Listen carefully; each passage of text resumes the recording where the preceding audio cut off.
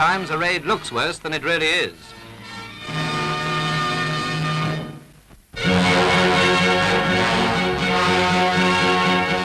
The attack on Sydney Harbour by Japanese submarines last May was a complete flop.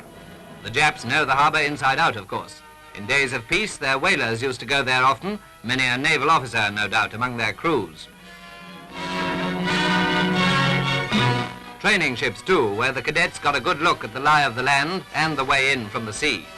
It was 8 years after this particular ship visited Sydney that Japanese two-man submarines, possibly towed by larger submarines, paid their daring, though abortive, visit.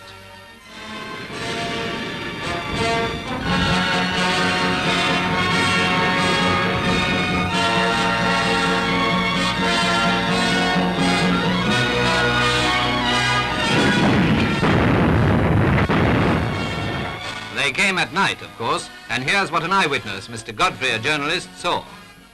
Into the concentrated beams came the grey periscope of a submarine, with the top of the conning tower showing dark above the surface of the water. The sub was met by a hail of light and heavy caliber shells from the guns. She appeared to be hit heavily and disappeared almost immediately. And the result? Torpedoes hit a quay wall and blew up an old ferryboat. A few lives were lost, though many people had amazing escapes. Some of the survivors. He saved 3 lives. And the enemy? Their submarine, 3 of them were sunk. Here they're raising one from the bottom, hauling her up by the snout. And rather interesting, they found a torpedo jammed in the tube.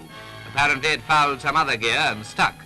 A very interesting catch for the naval fishermen in Sydney Harbour. The struggle against Japan and the rest of the Axis gangsters